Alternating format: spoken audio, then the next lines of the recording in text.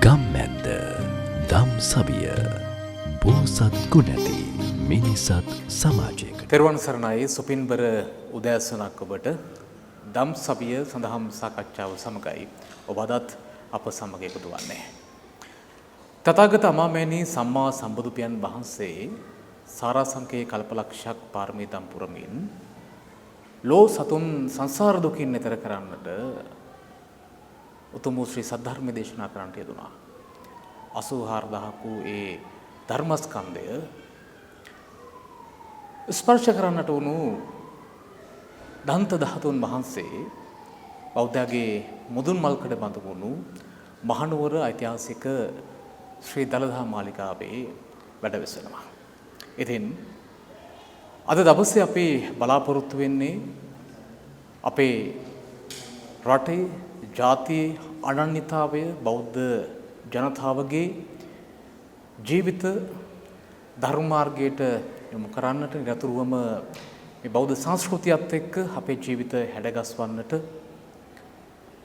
මඟ පෙන්වපු මූලිකත්වයේ ගත්ත මෙරට බෞද්ධ ජනතාවගේ වන්දනාවට පාත්‍ර වුණු උත්තම දළදා වන්දනාවට සෝදානම් වන මොහොතක අපේ රටත් ජාතියත් දවසේ ධම්සවිය සඳහම් සාකච්ඡා අපි වෙන් කරන්නේ උත්තම දළදා වන්දනාවට පිළිවෙතින් පෙළ ගැසුම යනුවෙන් අද මාතෘකාව වෙන් කර ගන්නවා. එළඹෙන 18 වෙනිදා සිට දින 10ක් පුරාවට ඓතිහාසික මහනුවර ශ්‍රී දළදා මාලිගාවේ උත්තම දළදා වහන්සේ සියසින් දැක බලාගෙන ජීවමාන බුදුපියන් වහන්සේ දැක්කා සමානව වන්දනාමාන කරන්නට සියලු කටයුතු සූදානම් කර තිබෙන මොහොතක අද අපි ඊටමත් ගෞරවයෙන් යුතුව ධම් සවිය සඳහම් සාකච්ඡාවට ආරාධනා කරන්නට යෙදුණා. සියම් මහානිකායේ අස්ගිරි මහා විහාර පාර්ශවයේ නියෝජ්‍ය ලේකාධිකාරී වගේම අස්ගිරි මහා විහාරයේ පරිවෙනාධ්‍යක්ෂ අවසරයි නම කියන්ට පූජ්‍ය නාරප්පනාපේ අපේ ආනන්ද ගෞරවනීය ස්වාමීන් වහන්සේට පාදාභිවන්දනයෙන් ඉතා ගෞරවණ අපේ හාමුදුරනේ වහන්සේ පිළිගන්නවා ධම් සවිය සඳහම් සාකච්ඡාවට. අපේ හාමුදුරනේ දැන් දළදා වන්දනාව මේ සිදු කරන්නේ වසර 16කට පස්සේ. උත්තම දළදා වන්දනාවක් මේ විදිහට සූදානම් කරන්න විශේෂ හේතුවක් තිබෙනවද? මේ විදිහට දළදා වහන්සේ ප්‍රදර්ශනය කරන්නට එහෙම නැත්නම් වන්දනා කරන්නට මහජනතාවට විවෘත කරන්නට සියසින් දැක බලා ගන්නට අවස්ථාව ලබා දීමේ අවශ්‍යතාවයක් එහෙම තිබෙන්නේ ඇයි? මතුවුනේ ඇයි? එහෙම අපේ හාමුදුරනේ ඒ දළදා ප්‍රදර්ශනයක් කිරීමේ වැදගත්කම අවශ්‍යතාවය අපේ හාමුදුරනේ මං හිතන්නේ අපි පැහැදිලි කර ගැනීම වැදගත් වෙනවා. මොකද මේක නිතිපතා සෑම අවුරුද්දකම කරන දෙයක් නෙවෙයි. නිසා මේ වසර ගණනාවකට පස්සේ මේ කරන වැඩේ අපි බලාපොරොත්තු වෙන්නේ කුමක්ද? ඒක මහා සංඝරත්නයේ විදිහට අපේ හාමුදුරනේ මං හිතන්නේ අපි ඔබ වහන්සේලාගෙන් දැන ගැනීම වටිනවා වැදගත්. අපි ආරම්භයේදී මේ පැහැදිලි කර ගැනීම කරගන්නට කැමතියි අපේ හාමුදුරනේ. ලක්වැසි ලෝවැසි සැමට උතුම් දළදා සමිඳු පිහිට ආශිර්වාද ලැබේවා කියලා පළමුවෙන් ප්‍රාර්ථනා කරන්නට කැමතියි. ඇත්තෙන්ම අද මේ සාකච්ඡාවේදී අපේ සුවිශේෂ මාතෘකාව වෙලා තියෙන්නේ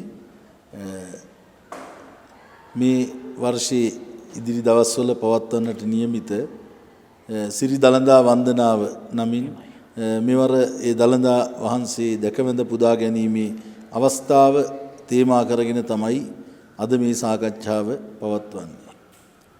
දළදා වහන්සේ පිළිබඳව කතා කරනකොට ලක්වැසි ලෝවැසි සමස්ත බෞද්ධයාටම මං හිතන්නේ අසීමිත බුද්ධාලම්බන ප්‍රීතියක් ඒ වගේම අසීමිත බුද්ධ ගෞරවයක් ඇති වෙන ලෝකේම තියෙන සුවිශේෂතම පූජනීය වස්තුව. බුදු පියාණන් වහන්සේ පහළ වුණ දඹදිව හැබැයි දඹදිවවත් නැති සුවිශේෂ පූජ්‍ය වස්තු රැසක් මේ පුංචි ශ්‍රී ලංකා ද්වීපයට මේ දිවයිනට අපට ලැබුණා. ඒක තමයි ලංකාවේ අපි ලද ලොකුම භාග්‍යය. ඒ ධාතුන් වහන්සේලා සහ අනිකුත් ශාරීරික පාරිභෝගික පූජනීය වස්තු අතර මං හිතන්නේ දළදා වහන්සේ තරම් අපට සුවිශේෂ වෙච්ච මේ හා සමාන සුවිශේෂ වෙච්ච වෙනත් පූජ්‍ය වස්තුවක් නැති තරම්. එහෙමයි. ඒකට බලපාන කරුණු කීපයක් තියෙනවා. එකක් තමයි දළදා වහන්සේ බුදු පියාණන් වහන්සේගේ ශ්‍රී මුඛයේ ඒ සම 18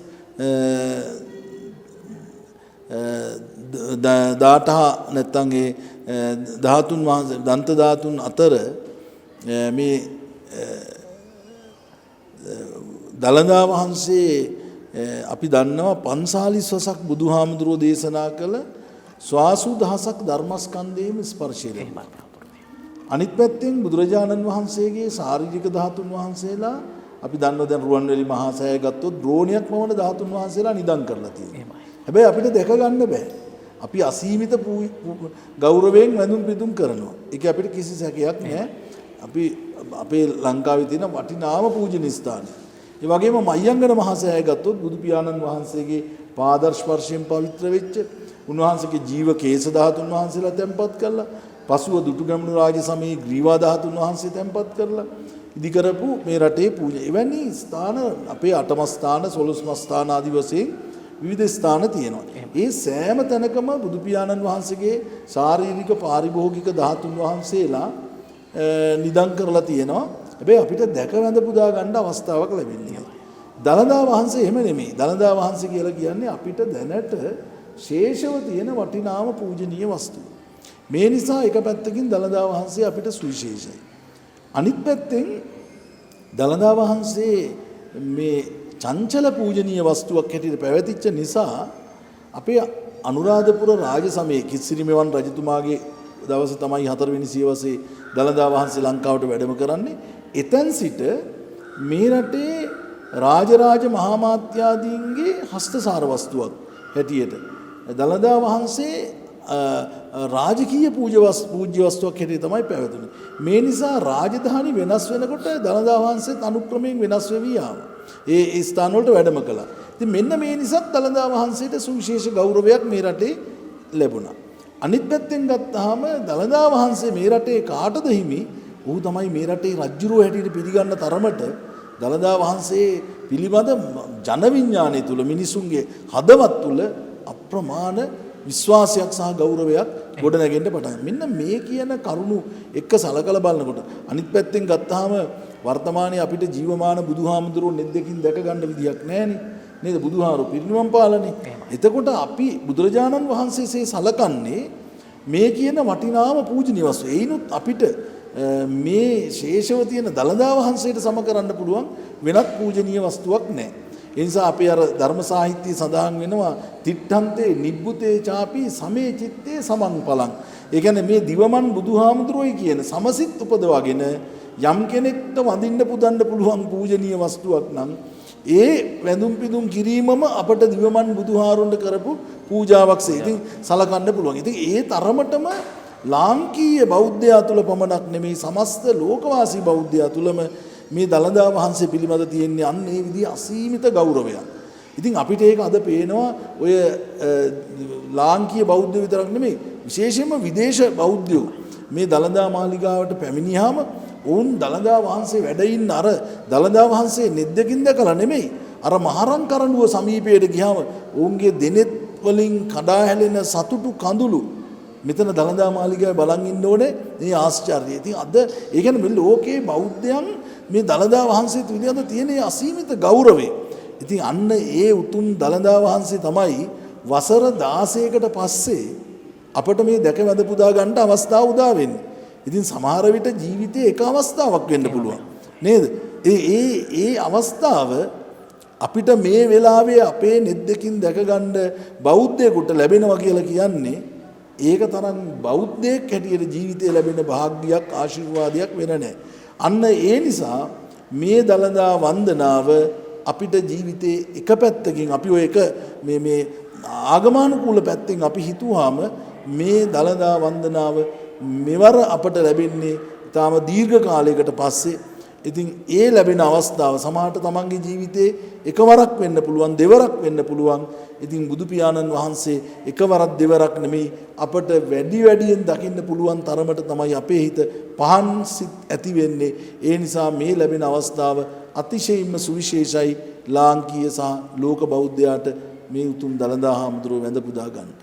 එහෙම අපේ නායක හාමුදුරනේ මේ දැන් දළදා වහන්සේ වැඳ පුදා ගන්නට සුවිශේෂ අවස්ථාවක් මේ ලැබෙන්නේ.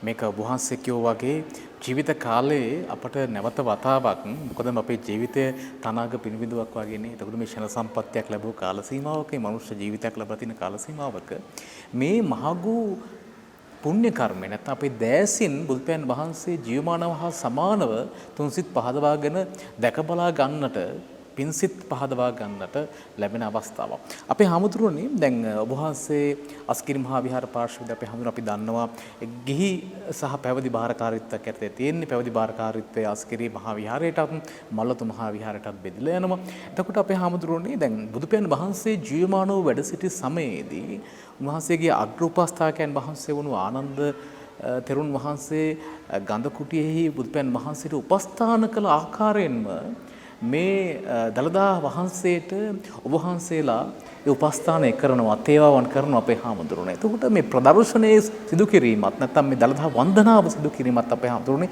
කිසියම් සම්ප්‍රදායක් එක්ක ඒ ගෞරව චාරිත්‍රාත් එක්ක අපේ හාමුදුරුවනේ බැඳිලා තිබෙනවා.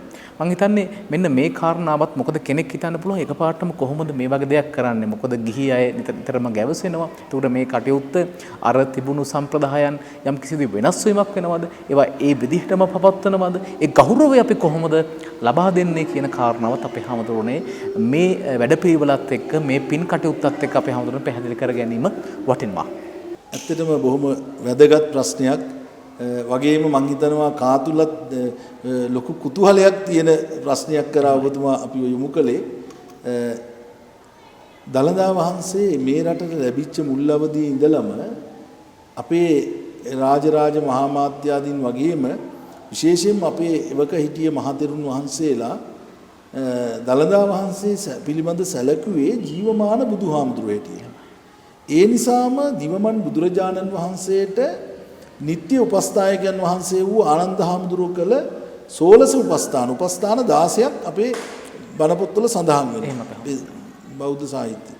එතකොට මේ කියන උපස්ථානයන් දළදා වහන්සේද ජීවමාන බුදුන් වහන්සේසේ සලකමින් ඒහා සමාන උපස්ථානයන් තමයි මේ තේවාවක් හැටියට ආරම්භයේ ඉඳන්ම සිද්ධ කළේ. ඒවා ඒ කාලවකවානු වල පොඩි පොඩි වෙනස්කම් වලට භාජනය වුණත් ඒ දළදා තේවා කටයුතු ඒ ආකාරයෙන්ම දළදා වහන්සේගේ අයිතිය රජතුමා සතු වුණත් ඒ යුගවල ඒ මහා විහාරීය මහා සංඝරත්නයේ දැන් අනුරාධපුරයේ අබේගිරික මහා සංඝරත්නය තමයි තේවා කටයුතු කළේ. නමුත් පසුව පොළොන්නරුවට එනකොට පොළොන්නරුවේ මේ මහා විහාරයේ මූලස්ථානයේ මහා සංඝරත්නය අතින් තමයි දළදා තේවාව සිද්ධ වුණේ. ඒ අටදාගේ, සැටදාගේ, වටදාගේ ආදී දළදා මැදුරුවල. ඊට පස්සේ රාජධානි වෙනස් වීමත් එක්ක ඒ මූලස්ථානත් වෙනස් වුණා.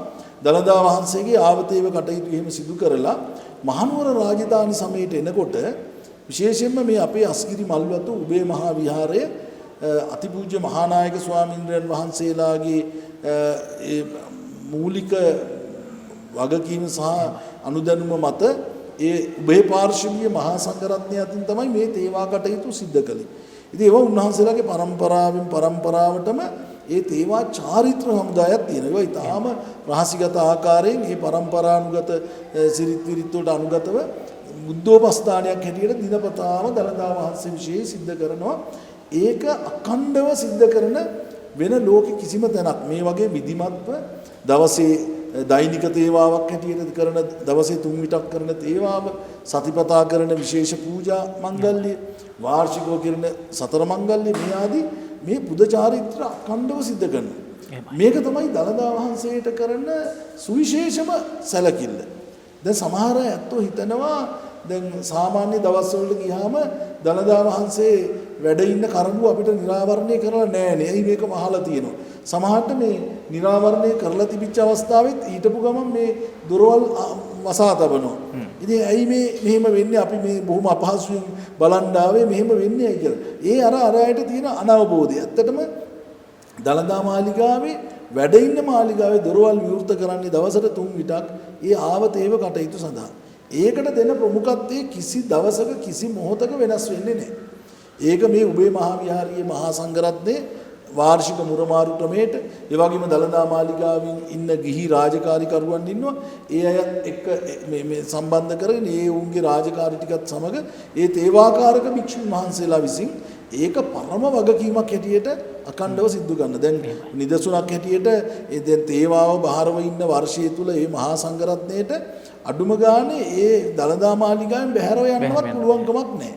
උන්වහන්සේලා ඒ සඳහාම කැපවී සිටින්න ඕනේ. ඒක පරම වගකීමක්. මොකද මොන මොහොතකින් හරි එළියට ගිහිල්ලා නිසි වෙලාවට එන්න බැරි වුණොත් ඒ වගකීම ඉටු කරන්න බැරි වෙන නිසා උන්වහන්සේලාගේ ලොකුම වගකීම තමයි ඒ කාල සීමාව. එතකොට ඒ විදිහට ආවතේව කරන මේ මෙවන් ස්ථානයක මේ දළදා දැක්ම ප්‍රදර්ශනය කොයි ආකාරයෙන්ද අර තේවාවට බාධාවක් නොවෙන්න සිද්ධ කරන්නේ.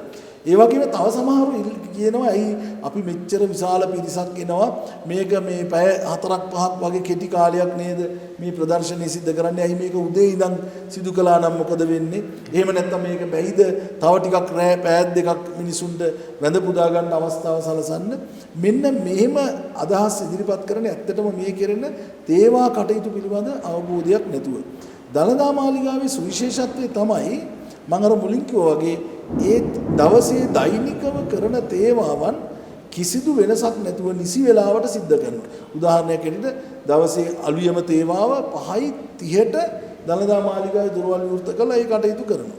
හරියට අලුයම 6ට ඒ මහමුළුතැන් පූජාව අපි මේ දළදා මාලිගාවේ සම්බුද්ධ පූජාව හඳුන්වන්නේ මුළුතැන් පූජාව. මුළුතැන් පූජාව පූජා කරනවා.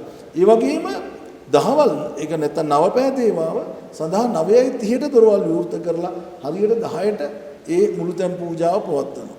ඒ වගේම සන්ධ්‍යා තේවාව හැන්දෑ තේවාව හරියටම පස්වරු 6ට දොරවල් 6:30ට දොරවල් විවෘත කරලා ඒ තේවා කටයුතු නිමා කරලා ගිලම්පස පූජාදිය නිසි වෙලාවට පවත්වන්න ඕනේ. ඉතින් මෙන්න මේ දෛනික තේවා කටයුතු වලට බාධාවක් නොවන පරිදි තමයි මේ දළදා ප්‍රදර්ශනයේ සිද්ධ කරන්නේ. ඒ නිසා තමයි අර දහවල් 12 පමණ ඉඳලා පස්වරු 5:30 පමණ වෙනකම් මේ දළදා වන්දනාව සඳහා මහ ජනතාවට අවස්ථාව උදා වෙන්නේ. ඉතින් ඒකෙන් සමහර විට කෙනෙකුට හිතන්න පුළුවන් අපිට මේක සීමිත කාලයක් කියලා. නමුත් දළදා වහන්සේ විශේෂයි අඛණ්ඩව කරගෙන එන මේ තේවා කටයුතු ඉටු කිරීම ඒක පරම වගකීමක්. මම හිතනවා ඒකට අනිවාර්යම මුල් තැන ලැබෙනවා. ඒක තමයි සාමාන්‍යයෙන් මේ දෛනිකව කෙරෙන පිළිවෙල මේ තේවා කටයුතු සහ දළදා ප්‍රදර්ශනය කියන මේ දෙක සිදු වෙන්නේ ඔන්න ඔය ආකාරයට. එහෙම අපේ හැමෝම. තවත් ඔය කාරණාවත් එක්කම අපේ හැමෝතුරුනේ දැන් අපි සාමාන්‍ය විදිහට දළදා හාමුදුරුවෝ වඳින්න ගියාම අපි දකිනවා වැඩ සිටින මාලිගාවේ රන් කරඬුවක තමයි දළදා වහන්සේ තැන්පත් කර තිබෙන්නේ වැඩ සිටින්නේ.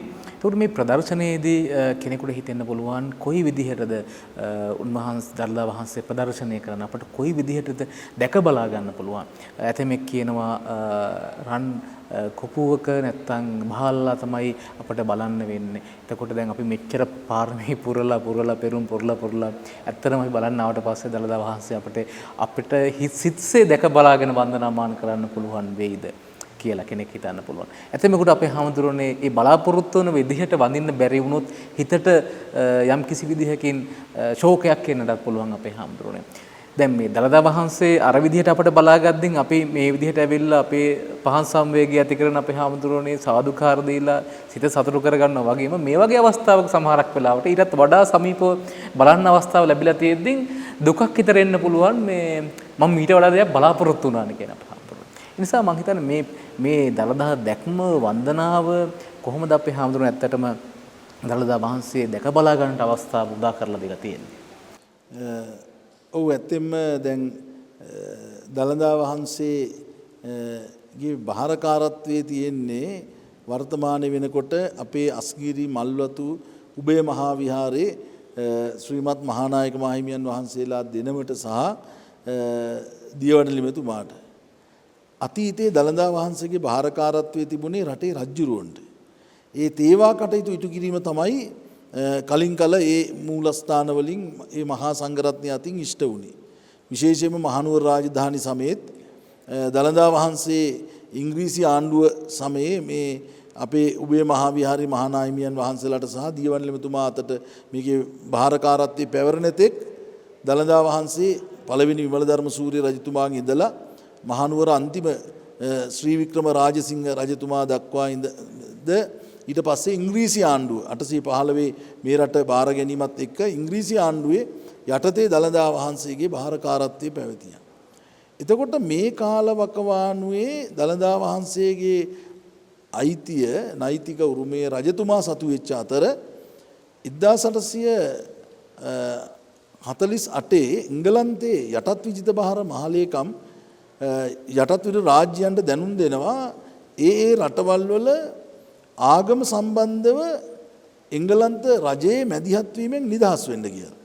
මෙන්න මේ අනුව 1853 දළදා වහන්සේ ඇතුළු මේ ශාසනික වගකීම බාර දෙනවා. විශේෂයෙන්ම මේ ශාසනික වගකීම අපේ අස්ගිරි මල්වතු උබේ මහා විහාරයේ ශ්‍රීමත් මහානායක මාහිමියන් වහන්සේලා දෙනමට. ඒ වගේම දළදා වහන්සේ උන්වහන්සේලා දෙනමට සහ ගිහි බාරකරුවෙක් හැටියට දියවන්ලෙමතුමාට බාර දෙනවා. මෙන්න මේ අනුව තමයි දළදා වහන්සේගේ නෛතික උරුමය හිමි වෙන්නේ අපේ මහානායක මාහිමියන් වහන්සේලා දෙනමටත් දියවන්ලෙමතුමාටත්. එතකොට දැන් දළදා වහන්සේ වැඩ ඉන්න මේ මහරං කරඬුවල යතුරු පවතින්නේ මේ තුන්දෙනාගේ භාරය. එතකොට මේ තුන්දෙනාගේ ඒකමතිකත්වයෙන් තමයි මෙවන් දළදා ප්‍රදර්ශනයක් හැම විටම සිදු කරන්නට පුළුවන්කම තියෙන්නේ. ඉතින් මෙවරත් විශේෂයෙන්ම වර්තමාන ජනාධිපතිතුමා කරන ලද සුවිශේෂ ඉල්ලීමක් අනුව තමයි මහානායක මාහිමියන් වහන්සේලා දිනමත් දීවන්ලෙමතුමත් සාකච්ඡා කරලා මේ දළදා ප්‍රදර්ශනය මෙවර සිදු කරන්නට තීරණය කළේ. මොකද පහුගිය කාලේ රටේ පැවති යම් යම් ව්‍යාකූල තත්ත්වයන් තුල දළදා වන්දනාවට සුදුසු වටපිටාවක් නොතිබිච්ච නිසා. කෙසේ වුණත් මේ දළදා වහන්සේ එළියට දිනපතාම වැඩම කරලා සුපුරුදු පරිදි හැමදාමත් නැවත අර මේ මහානායක මාහිමියන් වහන්සේලා දෙනමත් ඒ වගේම දියවන්ලෙමතුමත් ඒ උන්වහන්සේලාගේ යතුරු වලින් දළදා කරඬු වසා තැබීමෙන් තමයි දවසේ දෛනික කටයුතු අවසන් වෙන්නේ. ඒ නිරාවරණය කරන්නත් එහෙමයි. ඊළඟට ප්‍රදර්ශන කරඬුව කියලා කියන්නේ වීදුරු කරඬුවක්. ඒ ප්‍රදර්ශන කරඬුවෙන් එහි දළදා වහන්සේ මහානායක මාහිමියන් වහන්සේලා දෙනම විසින් තැන්පත් කරලා දියවන්ලෙමතුමා තමයි චාරිත්‍රානුකූලව ඒ අදාළ නිසි නිලමේට හිමි ඇඳුමෙන් සැරසිලා හිටියොත් නිලමේතුමා තමයි ඒ ප්‍රදර්ශන කරඬුවේ මහානායක මාහිමියන් වහන්සේලා දළදා වහන්සේ තැන්පත් කිරීමෙන් අනතුරුව දළදා කරඬුව එළියට වැඩම කරලා ඒ පිරිත් මණ්ඩපය තුල මහජනතාවට දැක වැඳ පුදා ගන්නට අවස්ථාව සලසලා දෙන්නේ. ඉතින් මේ ආකාරයෙන් මං හිතන්නේ දළදා වහන්සේ මේ සමීපයට ගිහිල්ලා මේ විශේෂ දළදා ප්‍රදර්ශනයක් අවස්ථාවේ සදහැවතුන්ට දැක වැඳ පුදා ගන්නට අවස්ථාව තියෙනවා. ඉතින් ওই පිළිබඳ විවිධ සමහර අය ඉතින් මේක බුදුරජාණන් වහන්සේ අපි සාමාන්‍යයෙන් පුද්ගලයන්ට වඩා සුවිශේෂයි. ඉතින් උන්වහන්සේගේ මේ දාඨා කියලා කියන්නේ මේ සතර දළදා නැත්තම් මේ දඩයන් දත් කියලා අපි කියනවා සාමාන්‍යයෙන් අපි හඳුන්වනකොට. ඉතින් ඒ නිසා මේ දතක් සාමාන්‍ය ප්‍රමාණයට වඩා විශාලයි. අනිත්ගේ මාසෙන් උඩට තියෙන ප්‍රමාණයට වඩා අපේ උනත් සාමාන්‍යයෙන් දතක් ගත්තාම තියෙන ප්‍රමාණයට වඩා විශාලත්වයෙන් වැඩි. ඉතින් ඒ නිසා යම් කෙනෙකුට එහෙම බැලු බැලමට හිතෙන්න පුළුවන්. නමුත් ඉතින් දළදා වහන්සේ අකණ්ඩ මේ රටේ ඉතාමත්ම සුරක්ෂිතව තැන්පත් කරගෙන මේ විදිහට සුවිශේෂ අවස්ථාවන් වල තමයි ප්‍රදර්ශනයකට එළියට වැඩම කරන්නේ. ඉතින් ඒ අවස්ථාව මම හිතනවා කෙනෙකුට net දෙකින් දැක ගන්න තියෙනවා නම් ඒක ඉතින් බෞද්ධයෙක් හැටියට මම හිතන්නේ සදහැවතුන් කල්පනා කරන්නේ අපේ ජීවිතයේ තියෙන ලොකු භාග්‍යයක්. ඉතින් හැබැයි නිදහසේ ගිහිල්ලා කට්ටියට මේක සමීප වෙමින් බල ඉන්න නම් වෙලාවක් නැහැ. මොකද විශාල පිරිසක් එනකොට හැමෝටම ඉතින් ඈත ඉඳන් සාදු කියාගෙන හරි මේ වැඳගෙන යන්න තමයි සිද්ධ වෙන්නේ. සමහර අයට ඇත්තටම දැන් වුණත් අපි දන්නවා සමහර අය අර තේවාව සඳහා විවෘත කරලා තියෙන වෙලාවෙත් ඒ දොරවල් ළඟින් ගියාට සමහර අය දන්නේ නැහැ දළදා වහන්සේ වැඩ ඉන්න කරඬුව කොහෙද තියෙන්නේ කියලා. ඉතින් වටපිට බලමින් යන සමහරුත් ඉන්නවා. ඉතින් ඒකට හේතුව ඉතින් සමහර අයගේ ඉතින් මේ දළදා මාලිගා පරිසරයේ පිළිබඳ හරි අවබෝධයක් නැතිකම. ඉතින් ඒ නිසා අපි කියනවා ඒ අවස්ථාවේ දළදා තේවාවේ නියුතු මහා සංඝරත්නය උන්වහන්සේලා කිසියම් ආකාරයකට දළදා වහන්සේ මේ දිසානතිය පෙන්වන්න යම් ක්‍රම පාවිච්චි කරනවා. උන්වහන්සේලා සාමාන්‍යයෙන් ඇන්තූරියම් මලක නටුවකින් වගේ තමයි දළදා වහන්සේ මොකද අපි ඇඟිල්ලක්වත් දික් කරලා පෙන්වන්නේ නැහැ. ඒක දළදා වහන්සේට කරන අගෞරවයක්. ඒ නිසා තේවාකාරක මහා සංඝරත්නය ඉමහත් බුදු බැතියෙන් යුක්තව ඒ කාර්යය කරන්නේ. ඉතින් ඒ නිසා ඒ හැකිපමණින් දළදා වහන්සේ ජනතාවට දැක ගැනීම සඳහා යම් ආකාරයෙන් දැනුවත් කිරීම සිද්ධ කරනවා. නමුත් ඒ එන සෙනග හැටියට මං හිතන්නේ කාට වුණත් වැඩි වෙලාවක් එතන ඉතින් වැඳ බල ඉන්න නම් අවස්ථාවක් ලැබෙන්නේ නැහැ. ඒ ලැබෙන අවස්ථාවේ දෑත එකතු කරගෙන වන්දනා කරගෙන යන්න ලැබෙන එකත් මං හිතන්නේ ලොකු භාග්‍යයක් හැටියට තමයි සැලකිය යුතු වෙන්නේ. අපේ අසිරිමත් දළදා වන්දනාවට පිළිවෙතින් පෙළ ගැසෙන්නේ කෙසේද සහ දළදා සිරිත පිළිබඳව උත්තම දළදා වහන්සේ බෞද්ධයන් විදිහට අපට කොහොමද වටින්නේ වැදගත් වන්නේ කියන කාරණාව පිළිබඳව කතා කරමින් ඉන්නේ. බලාපොරොත්තු වෙනවා කෙටි විරාමයක් ලබා ගන්නට. විරාමයෙන් අනතුරුව යලිත් හමුවෙමු ධම්සවිය සදහම් සාකච්ඡාවෙන්. ගම්මැද්ද ධම්සවිය බෝසත් ගුණැති මිනිසත් සමාජයකට.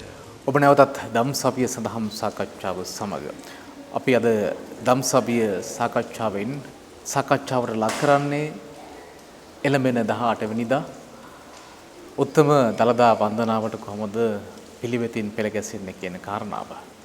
මේක උතුම් අවස්ථාවක්. මහණීය පින්කමකට අතගසන්නට ලැබෙන තුන්සිත පහදවාගෙන බුදුපියාණන් වහන්සේ ජීවමානව දැක්හා සමානව අපට දළදා වහන්සේ වැඳ පුදා ගන්නට ලැබෙන අවස්ථාවක්. අපේ හාමුදුරනේ දැන් දළදා වහන්සේ සහ ඉන්පසුව දළදාවත් එක්ක ගොඩනැගෙන සංස්කෘතියක් තිබෙනවා අපේ රටේ. විශේෂයෙන්ම දළදා පෙරහැරත් එක්ක අපේ හාමුදුරනේ දීර්ඝ කාලයක් දළදා වහන්සේත් එක්ක මේ ගොඩනැගුණු ඒ සංස්කෘතිය අපේ මිනිසුන්ගේ ජීවිත අපේ හාමුදුරනේ සුවපත් කළා. මේ රටේ රාජ්‍යත්වය වෙන්න පුළුවන්, රටේ පරිපාලනය වෙන්න පුළුවන් අපේ හාමුදුරනේ.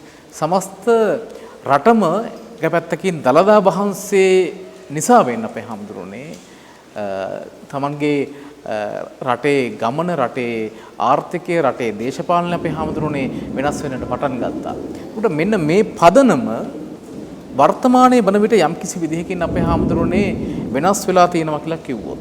එහෙම නැත්නම් අපේ බෞද්ධයාගේ පදනම, බෞද්ධයාගේ ජීවන රටාව මේ දළදා වහන්සේ සහ ඒ ආශ්‍රිතව ගොඩනැගුණු ඇතැම් දේවල් අපේ හාමුදුරනේ අද අපෙන් ගිලිහි යනවා කියලා කිව්වොත් අපේ හාමුදුරුවෝ කොයි විදිහේ පිළිතුරක්ද ලබා දෙන්නේ? මේ අවස්ථාව ඒ මගහැරුණු තැන් යලි සකස් කර ගැනීමට අපට අවස්ථාවක් වේද අපේ හාමුදුරනේ. එහෙමනම් අපි කොහොමද මේ කටයුත්ත ගොඩනගන්නේ? ඒක කොහොමද යලිත් වතාවක් ඒ අපි අර හරි පාරට අපේ හාමුදුරනේ මේ වාගේ උත්තුංග වැඩපිළිවෙලක්, මේ වගේ වන්දනාවක් එක්ක අපේ හාමුදුරනේ අපි ඒක යොදා ගන්න කියන කාරණා මම හිතන්නේ පැහැදිලි කර ගැනීම ගොඩක් වටිනවා. මොකද ඔබ වහන්සේලා මේ කටයුත්ත කරද්දී ඉදිරිය දැකලා තමයි මේ අවස්ථාව මේ රටේ ජනතාවට අපේ හාමුදුරනේ ලබා දුන්නේ. මේක නිකන් වන්දනාවක්, පූජාවක් නෙමෙයි අපේ හාමුදුරනේ. බොහොම වැදගත් කාලීන ප්‍රශ්නයක් ඔබතුමා මතු කළේ. ඇත්තටම දළදා වහන්සේ මේ රටට ලැබෙනකොට පැවති සමාජ අසුබිම මම හිතනවා චුට්ටක් අපි හිතා බලන එක වටිනවා. මොකද බුදුහාමුදුරුවෝ බුදුදහම ලංකාවට ලැබෙන්න පෙර එහෙම අපි හඳුන්වන ඒ කාලේ ප්‍රාග් බෞද්ධ යුගය කියලා ලංකාවේ. එහෙමයි. ඒ කියන්නේ මහින්දාගමනයට පෙර අවධිය අපේ රටේ තිබුණේ ප්‍රාථමික ජන විශ්වාස, ප්‍රාථමික ඇදහිලි. ගස්ගල් වන්දනා, ගස්ගල් පර්වත. හැබැයි මේ ඇදහිලි වල වුණත් කිසියම් හරයක් තිබුණා අපි.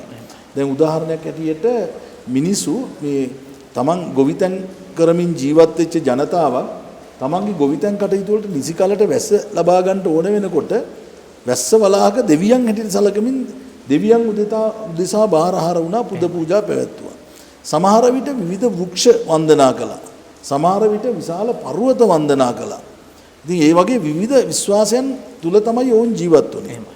හැබැයි බුදුදහම මේ රටට හඳුන්වා දීමත් එක්ක මේ බුදුදහමේ තියෙන ගැඹුරු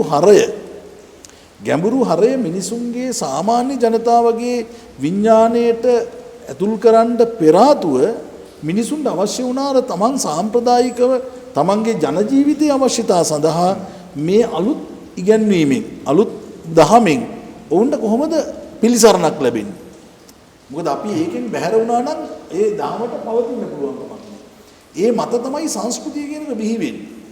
ඒ දිනදා මිනිසුන්ගේ ජන ජීවිතයේ මේ භාවිතය තුළ. ඒ නිසා මොකද උනේ බෝධින් වහන්සේ මේ රටට වැඩම කරනකොට අන්න අර ගස්ගල් සරණ ගිය මිනිසුන්ට දැන් තියෙනවා එක්තරා ආගමික හරයක් එක්ක අපිට වදින්න වෘක්ෂයක්. ඒ තමයි බෝධින් වහන්සේ. දැන් බෝධි කියලා කිව්වට ඇත්තටම මේකේ නියම නමත් බෝධි නෙමෙයිනේ. ඇසතු ගස. නමුත් අපි බෝධි කියලා කියන්නේ චතුරාර්ය සත්‍ය අවබෝධ කර ගැනීම සඳහා උපකාරයි. බෝධි කියන්නේ අවබෝධයනේ. චතුරාර්ය සත්‍ය අවබෝධ කරගන්න. ඉතින් බුදු පියාණන් වහන්සේට ඒ අවබෝධ කරගන්න උපකාර වෙච්ච මේ බෝධින් වහන්සේ අපි ඒ උදෙසා පුද පූජා පවත්වීමෙන් අපි කිසියම් අපේ මානසික අස්වැසිල්ලක් අපිට ගම් කිසි ආශිර්වාදයක් ජනතාව තුළ අපි කිසියම් විශ්වාසයක් අපේ ඉතින් මේ වටා ලොකු සංස්කෘතියක් ගොඩ නැගුණා පසු කාලෙට බෝධින් වහන්සේ වටා. ඒව තමයි දළදා වහන්සේ මේ රටට වැඩම කරනවත් එක්ක ඔන්න මිනිසුන් අර විවිධ දේවල් සරණ ගිය අවුව වැස්සාදී තමන්ගේ ස්වභාවික දේවල් සරණ ගිහිල්ලා දෛනික ජීවිතයේ මිනිසු යම් යම් පිහිට ආශිර්වාද පතපු ජනතාවට මේ ජීවමාන බුදුහාමුදුරුවෝ බඳු දළදා හාමුදුරුවෝ මේ රටට වැඩම කරපුවාම දෛනික ජීවිතයේ හැමදේම දළදා හාමුදුරුවන්ගේ පිහිටෙන් ආශිර්වාදයෙන් කරන්න අපේ ජනතාව පෙළඹුණා. උදාහරණයක් ඇටියට ගොවිතැන්පත් කරන මිනිස්සු දැන් නිසි කලට වැසි ලබන්න දළදා හාමුදුරුවන්ට පෙරහැර පැවැත්තුවා. පුද පූජා පැවැත්තුවා. ඉතින් ඒකෙන් ලැබිච්ච අගසස්තික ගෙනල්ලා දළදා හාමුදුරුවන්ට පූජා කළා. අලුත් සහල් මංගල්‍යයක් පැවැත්තුවා. ඒ වගේම කුළුඳුලේ දරුවෙක් ඉපදුනහම දේ දරුවා අරන් ගිහිල්ලා බාර කරේ දළදා හාමුදුරුවන්ට. ඒ මොකද නත්තිමේ සරණං අඤ්ඤං බුද්ධෝ මේ සරණං වරං. බුදුහාමුදුරුවෝ ඇර වෙන සරණක් අපිට නැහැ. අන්න අර විවිධ සරණ ගිය අය දැන් අපිට තියෙනවා සරණ යන්න දෙයක්. ඉතින් මේක කොච්චර ජන විඥානය තුල කිඳා බැස්සද කියනවා නම් අපි දන්නවා ප්‍රකට ගීතයක් තියෙනවා මගේ රටට දළදා හිමි සරණයි නේද? මගේ රටට වෙන සරණක් නැහැ. අන්න අර නත්ති මේ සරණං අඤ්ඤං බුද්ධෝ මේ සරණං වරං කිව ලාංකීය බෞද්ධ ජනතාව තවදුරටත් ඒක විකාශනය කරගෙන කියනවා මට තියෙන්නේ මේ රටට මගේ ජාතියට මගේ අපට තියෙන එකම සරණ දළදා හාමුදුරුවෝ. ඒ නිසා මිනිස්සු මේ දළදා වහන්සේ වටා තමන්ගේ ආගමික ජීවිතයේ සියලු දේවල් දළදා හාමුදුරුවන්ට පුද පූජා පවත්වන්න බාරහාර වෙන්න ඒ වගේම වෙනත් ඒ තමන්ගේ මේ සිතුම් පැතුම් ඉටු කරගන්න මේ ආදී නොඑක් විදිහට ඉතින් මේ වටා විශාල සංස්කෘතියක් ගොඩ නැගුණා. මේක අපිට බැහැර කරන්න බෑ. දැන් බලන්න අපි උදාහරණයක් විදිහට ගත්තොත් එහෙම ඇසල මංගල්‍ය ගත්තොත් නේද මුළු ලෝකයක් මවිති කරන මේ රටේ ජාතික සංස්කෘතික මංගල්‍ය නේද? ඒ තරමටම මේ දළදා වහන්සේට කරන මේ එක පූජාවක් මම මේ කිව්වේ ඒක. ඇසල මංගල්‍ය ගත්තාම නේද? ඉතින් සාමාන්‍ය පොහොයක් දවසකට මේ දළදා වහන්සේ වඳින්න පුදන්න එන මේ ජනතාව දැක්කාම බලන්න මේ සුදුවතින් සැරසිලා මේ අපේ ලාංකීය ජන විඥානය තුල මේ තියෙන සිතුම් පැතුම් මේක අවාසනාවන්ත විදිහට අපේ මහත්ය පහුගිය කාලේ අපි දැක්කා මිනිසු ආගමෙන් ඈත් වුණා. මිනිසුන්ගේ අපේ මේ තිබිච්ච සංස්කෘතික හරපද්ධතින් අපි නොසලකා හරියට. නේද? හැබැයි මතක තියාගන්න ඕනේ ජාතියක් හැටියට ලෝකේ ඕනම ජාතියකට ඒ ජාතියේ පැවැත්ම තියෙන්නේ ඔවුන්ගේ ජාතිය වටා ගොඩනැගිච්ච ඔවුන්ගේ සංස්කෘතික අනන්‍යතාව. අපි දැන් යුරෝපයට ගියොත් ඒ යුරෝපා ජාතිකයන්ගේ සංස්කෘතික අනන්‍යතාව ඇත්තනේ. ඒක ගොඩනැගිලා තියෙන ඔවුන්ගේ ආගමත් එක්ක සමහරට ඔවුන්ගේ ඒ පල්ලියත් එක්ක නේද? දැන් මුස්ලිම් ජාතිකයන් ගත්තොත් ඔවුන්ගේ මුස්ලිම් ආගමික සංස්කෘතියක් තියෙනවා. ඒ නිසා බෞද්ධ අපේ සංස්කෘතියේ උරුමය තමයි මේ. ඒ නිසා මේකෙන් අපි බැහැර වෙලා මේවා අපි නොසලකා හැරලා නේද? මේවා ලඝු කොට හිතන්න යන ජාතියකට මං හිතන්නේ අපේ මේ උරුමය ගැන අපිට තියෙන මේ අපේ ප්‍රෞಢත්වය ගැන අපි මතු පරපුරට අපිට ලෝකයට දෙයක් කියන්න නැත්තම් නේද? මං හිතන්නේ අපි තරම් නිවට ජාතියක් වෙන ඇත්තේ නැහැ. ඒ නිසා දැන් අද මුළු ලෝකෙම දැන් අපිට බලන්න ලංකාවට මේ දැන් අද සංචාරක ව්‍යාපාරය ගන්නකො. සංචාරක ව්‍යාපාරය ගත්තත් මේ රටට වැඩි වශයෙන් එන්නේ මං හිතන්නේ මේ බෞද්ධ පූජනීය පුරාවිද්‍යාත්මක ස්ථාන නේද? මේ ඔක්කොම දැන් සීගිරිය ගත්තත් අපේ බෞද්ධ සිද්ධ ස්ථාන නේද අතීතේ. ඒ වගේම මේ අපි ගත්තොත් එහෙම මේ දළදා මාලිගාව, අටමස්ථාන මේ හැම තැනක්ම අද ලෝක බෞද්ධයෝ මවිතයට පත් කරන මේ මහා අහස සිප ගන්න දාගැබ්. ඉතින් අපි හිතන්න එපා ඒ එදා තිබිච්ච මේ දහමත් එක්ක තමයි අපේ ජන ජීවිතේ ගොඩ නැගුණේ. වැවයි, දාගබයි, ගමයි, පන්සලයි නේද? ඒතකොට මේ වාරි තාක්ෂණය මේකත් දහම තුලින් පෝෂණය වුණේ. ওই තාක්ෂණය උගන්වපු විශ්වවිද්‍යාලයක් නෑ වෙන කොහෙවත්. අද අතීතේ තිබුණේ පන්සල මූලික කරගත්ත පිරිවෙන් අධ්‍යාපනය. ඒතර අපේ අධ්‍යාපනය කොච්චර? ඒතර මේ හැම දෙයක් තුලින්ම පෝෂණය වුණේ අපේ ජන විඥානේ, මිනිසුන්ගේ සිතුම් පැතුම් නේද? ඒ නිසා මේ ආගමික සිතුම් පැතුම් මත ගොඩනැගිච්ච ජාතියක් මොනතරම් නිවහල් නිදහස් දැහැමි ජාතියක්ද? ඒකනේ ලෝකයේ අපිට ගෞරවයක් ලැබුණේ පෙරදිග ලෝකයේ බබලන මුතු ඇටය නේද? මේක ධර්මද්වීපය. ඉතින් මේක නිකම්ම මේ විරුදාවලිය අපිට ලැබුණා නෙමෙයි. හැබැයි අපි පහුගිය කාලේ මොනතරම් අවාසනාවන්ත තැනකටපත් වුණාද නේද? මේ උදාර හරපද්ධතින් නොසලකා හරපු, ඒ වගේම මිනිස් ජීවිත ගැන කිසිම වටිනාකමක් නැති, මිනිසුන්ගේ සදාචාර සම්බන්ධ බවක් නැති, ඒ වගේ මේ ආගමික සිරිත් පිරිත් ගරු නොකරන මේ තත්ත්වයට වැටිච්ච නිසානේ අපේ රට අද මේ තරම් පරිහානියකටපත් වෙලා තියෙන්නේ. ඒ නිසා අපිට යලි පුළුවන් නම් මේ දළදා ප්‍රදර්ශනයත් එක්ක, මේ දළදා වන්දනාවත් එක්ක අපේ අර වියලී ගිය යට වී ගිය අපේ ආගමික සිතුම් පැතුම්, අපේ මේ උදාර හරපද්ධතිය නේද? අපිට යලි උද්දීපනය කරගෙන අපිට මේ අපේ ඒ උදාර සංස්කෘතික වටිනාකම් අපේ නූතන පරපුරට හඳුන්වා දීලා ජාතියක් හැටියට ඒ උදාර සංස්කෘතික අනන්‍යතාවයන් ආරක්ෂා කරගෙන යලි ගොඩනැගෙන්න පුළුවන් නම් මං හිතනවා මේක අපිට පුදු දළදා වන්දනාවක් පමණක් නෙමෙයි, මං හිතනවා ජාතියට රටට කරන මහා විශාල මෙහෙවරක් බවට පත් වෙනවා. ඒක පත් කරගන්න අපි දැනගන්න ඕනේ. ඒ නිසා මේක කවුරුවත් හිතන්න එපා සෙන්කඩගල පුරවරයට ඇවිල්ලා නිකම්ම මේ දළදා ප්‍රදර්ශනයට යනවා කියන අදහසින් නෙමෙයි. මේ වටා අපේ ඇටලේ මස් නහරවලට මං හිතනවා මේක අපි ඇතුල් කරගන්න ඕනේ ජාතියක් හැටියට. මේකෙදි මං හිතනවා මේ බෞද්ධ කියලාම සීමා කරගන්න ඕනේ. අද මේ රටේ අපි ගත්තොත් එහෙම මේක ලෝක ජනතාව ඉදිරියේ අපිට මේක ලෝක උරුමයක් නේද? මේ නගරය ගත්තත් ලෝක උරුමයක්, ලෝක උරුම නගරයක් මහනුවර නගරේ. එහෙම වුණේ ඇයි? මේ දළදා හාමුදුරුවෝ වැඩ ඉන්න මේ ආගමික පරිසරය නිසායි අපිට ඒ උරුමය ලැබුණේ. ඒ නිසා අද මුළු ලෝකෙම ගරු කරනවා නම් මෙන්න මේ හේතු නිසා ඒ උතුම් දළදා හාමුදුරුවෝ වැඳ පුදා ගන්නට ලැබිච්ච මේ අවස්ථාවේ අපේ සිත් සතන් තුළ මං හිතනවා ඔන්න ඔය කියන ඒ හැඟීම් අපේ තුල යලි ඇති කරගන්න අපි මේ අවස්ථාවක් කරගන්නවා නම් මං හිතනවා මේ දළදා ප්‍රදර්ශනයේ රටට ජාතියට මහඟු ආශිර්වාදයක් වෙනවට කිසි සැකයක් නැහැ. අපේ හඳුනන ඔබ වහන්සේගේ පැහැදිලි කිරීම ඇතුලේ කාරණා රසක් ගැබ්බලා තිබුණා.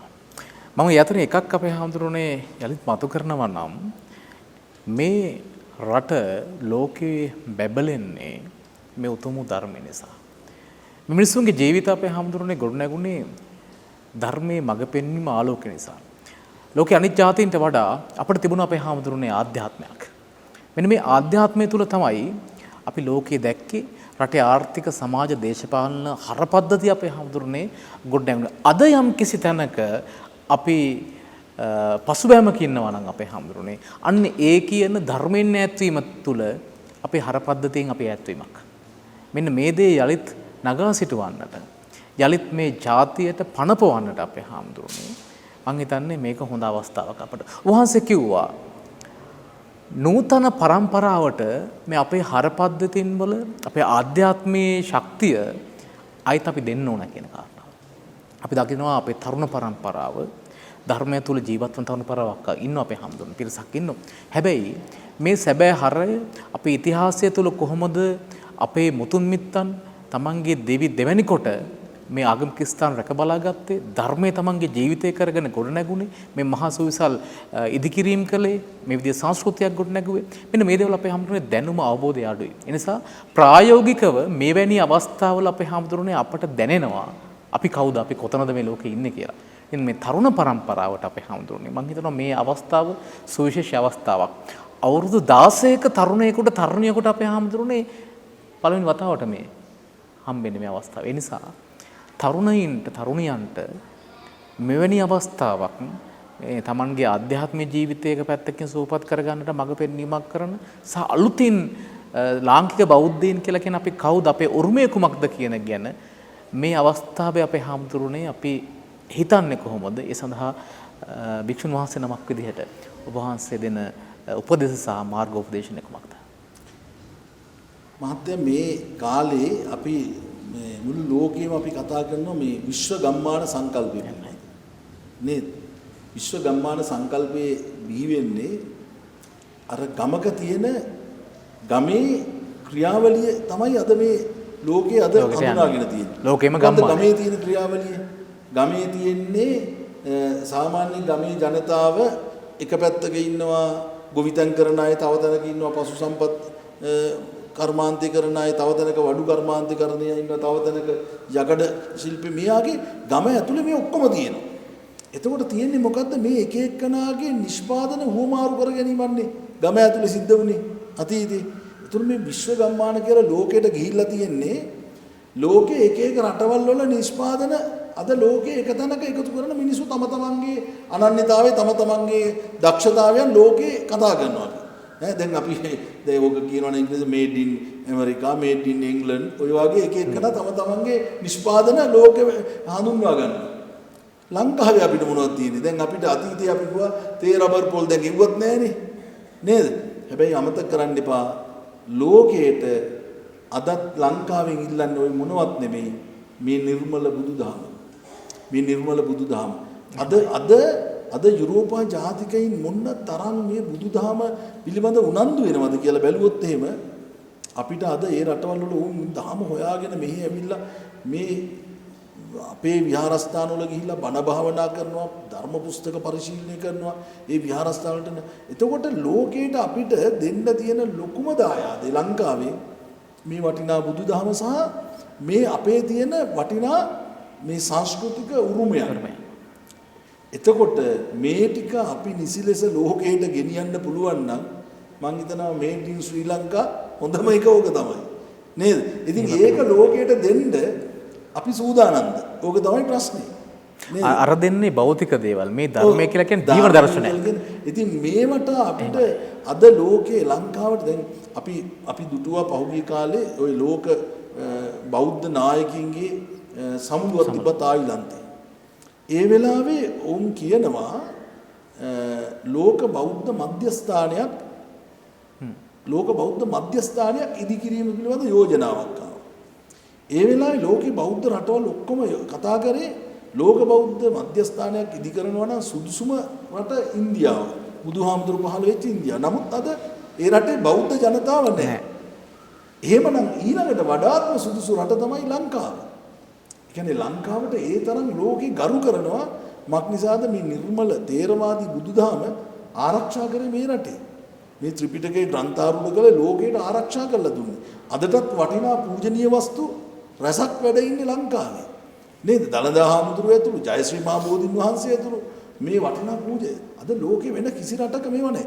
ඒවා වැඩ ඉන්නව විතරක් නෙමෙයි.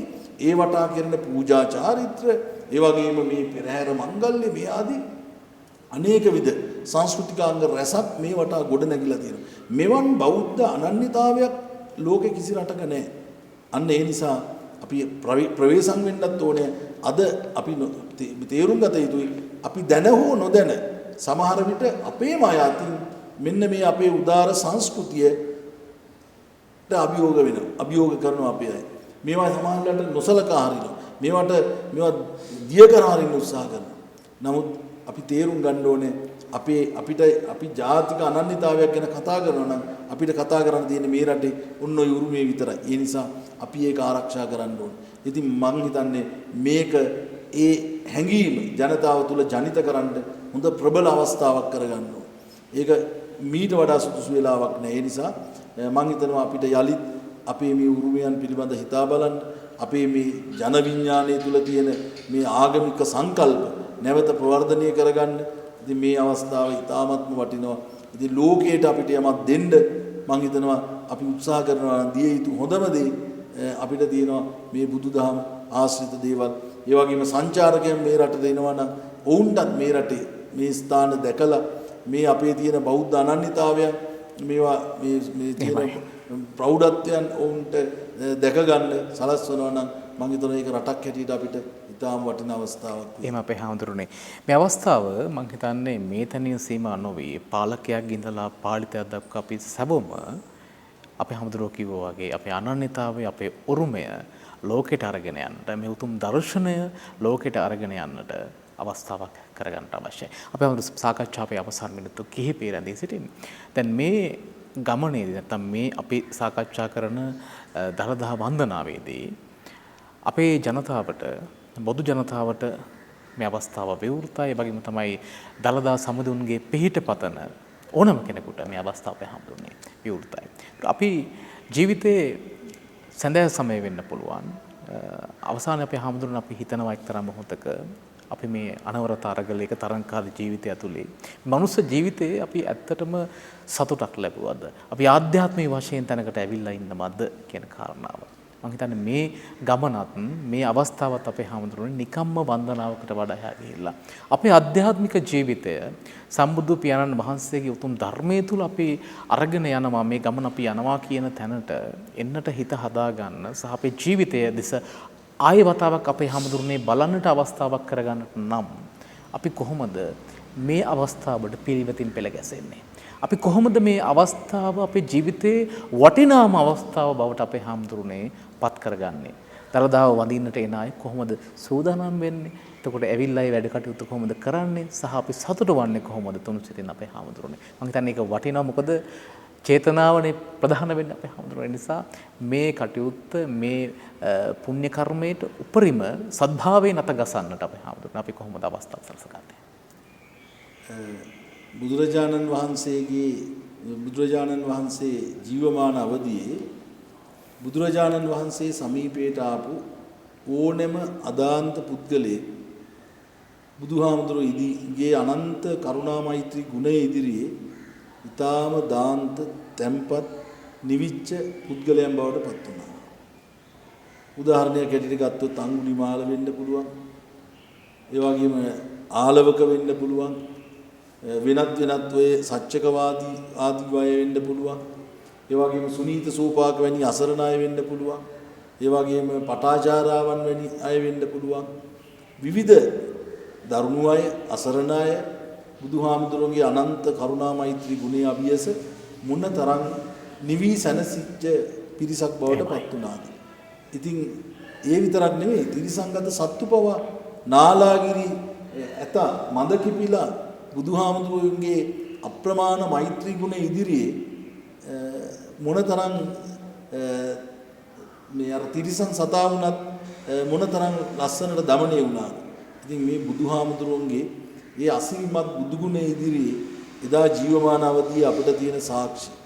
ඉතින් අදත් මම හිතනවා මේ ලෝකවාසී බෞද්ධයෝ මේ සමීප වන්නේ මේ වන්දනාවට පැමිණෙන්නේ දිවමන් බුදුහාමුදුරුවෝ හා සමාන දළදා හාමුදුරුවෝ. ඒ නිසා මේ සමීපයට එනකොට සැබවින්ම අපේ හදවතේ ඇති වෙන්න ඕනේ මේ මූලික හැඟීම අසීමිත බුද්ධාලම්බන ප්‍රීතිය. මම හිතනවා එතනම අපේ සිත් සතන් වල ලොකු පරිවර්තනයක් ඇති වෙනවා. ලොකු පරිවර්තනයක් ඇති වෙනවා. ඉතින් ඒක මම හිතනවා මේ මොහොතට නෙමෙයි අපේ ජීවිතේටම අපිට ඇති කරගන්න පුළුවන් නම් අපි දළදා වන්දනාවට යනවා කියලා පේ වෙනවා මිනිස්සු. ඉතින් පේ වෙනකොට මිනිසුන්ගේ තියෙන දුරාචාරකම් ඒ කාලෙට හරි නතර කරලා මිනිස්සු ටිකක් සැදී පැහැදී ඉන්නවා දළදා වැඳ ගන්නට යනවා කියලා. ඉතින් මේ ටික කාලයකට නෙමෙයි ඒක ජීවිත කාලයටම ඒ තමන්ගේ ජීවිතයේ තියෙන ඒ දුර්ගුණ නැති කරගෙන නේද අපිට ඒ අවස්ථාවක් කරගන්න පුළුවන් නම් තමන්ගේ ආධ්‍යාත්මික වශයෙන් ගුණධර්ම වඩා වර්ධනය කරගෙන සදහැසිත දියුණු කරගෙන ජීවිතේ ලොකු පරිවර්තනයක් ඇති කරගන්න මේ දළදා දැක්ම වන්දනාව මොනතරම් අර්ථවත් වෙනවද. ඒ විතරක් නෙමෙයි විශේෂයෙන් අපි වටහා ගන්නට ඕනේ මේ පැමිණෙනකොට විශේෂයෙන් ඒ සඳහා මම හිතනවා කවර කෙනෙකුටවත් අවශ්‍ය පහසුකම් අපේ උභය මහා විහාරයේ ශ්‍රීමත් මහානායක මාහිමියන් වහන්සේලාගේ අවවාද අනුශාසනා පරිදි ශ්‍රී දළදා මාලිගාවේ ගරු දියවැන්නිලමතුමා ඇතුළු කාර්ය මණ්ඩලය ඒ වගේම අපේ උභය මහා විහාර ඒ වගේම අතිගරු ජනාධිපතිතුමන් ඇතුළු රජය ඒ රජයේ නියෝජනය කරමින් දිස්ත්‍රික් ලේකම් කාර්යාලය ඒ වගේම නගර සභාව ආරක්ෂකාංශ පොලිසිය මේ කීනොකී සියලු රාජ්‍ය ආයතන පෞද්ගලික ආයතන මේ සියල්ලම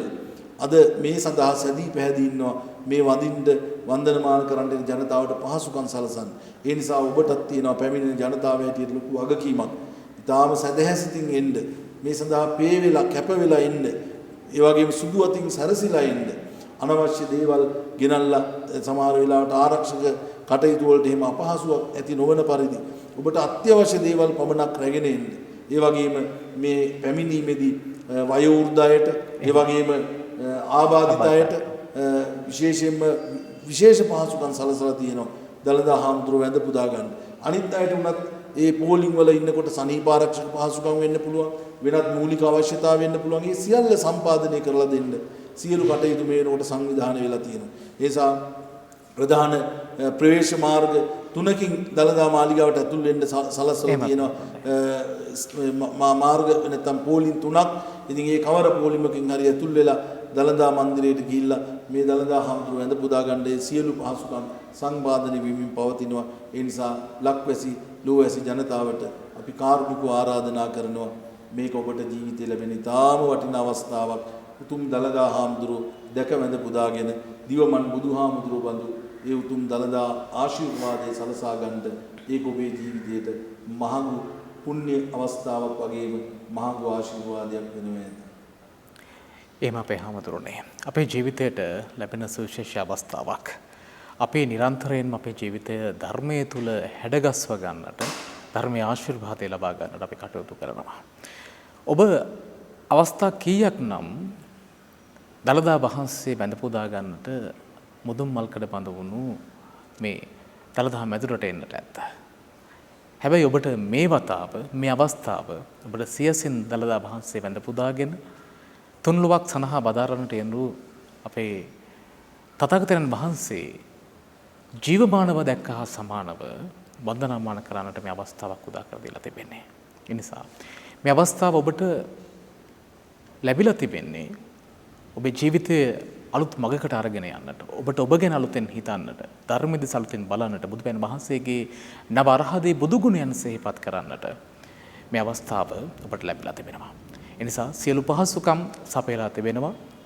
රාජ්‍යාංශයෙන් වෙන්න පුළුවන්, දළදා මාලිගාවෙන් වෙන්න පුළුවන්. ඒ වගේම තමයි මල්ලොත් අස්ගිරි ඔබේ මහා විහාරයන්ගෙන් මේ සියලු දෙනාගේ ආශිර්වාදයේ මඟ පෙන්වීම යටතේ මේ කටයුත්ත මේ පින් කටයුත්ත බොහොම හොඳින් සංවිධානය වෙලා තිබෙනවා ඔබ වෙනුවෙන්. එන අපි ඔබට ඉතාමත් ගෞරවණීයව මතක් කරනවා සුදු වතින් සැරසිලා මහනුවර ඓතිහාසික දළදා මැදුරට පැමිණෙන්න ඔබේ මේ ජීවිතේ වටිනා කියන මහඟු අවස්ථාවට එකතු වන්නට දළදා වහන්සේ වැඳ පුදා ගන්නට අපි ඔබට ආරාධනා කරන ගමන් අද දවසේ සාකච්ඡාවට වැඩමව වදාළ සියම් මහානිකායේ අස්ගිරි මහා විහාර පාර්ශවයේ නියෝජ්‍ය ලේකාධිකාරී අස්ගිරි මහා පිරිවෙනෙහි පරිවෙනාධ්‍යක්ෂ පූජනාරම්පනාවේ ආනන්ද අපේ ගෞරවනීය නායක ස්වාමීන් වහන්සේට පාදාභිවන්දනෙන් අපේ හමුදුරේ පුණ්‍යානුමෝදනාව සිදු කරනවා. හැමදාම වගේ ධම්සභිය සදහම් සාකච්ඡාවට අපේ වැඩසටහනට ආශිර්වාද කරන සංඝපුත්‍රයන් වහන්සේ නමක් ඉතින් চিරත් කාලයක් ශාසනික මෙහෙවර යෙදෙන්නට වහන්සේට තෙරුවන්ගේ ආශිර්වාද ප්‍රාර්ථනා කරන අපේ හාමුදුරුවෝ. ඉතින් අපි ලබන සතියේ සුපුරුදු වේලාවට ඔබ ජීවිතයට මඟ කියන දහම් සාකච්ඡාව ධම්සභිය සඳහම් සාකච්ඡාව සමගින් හමු වේ බලාපොරොත්තු වෙන අදට සමුගන්නවා. ඔබ සැමට තෙරුවන් සරණ ප්‍රාර්ථනා කරමින් ගම්මැද්ද ධම්සභිය පෝසත් ගුණැති මිනිසත්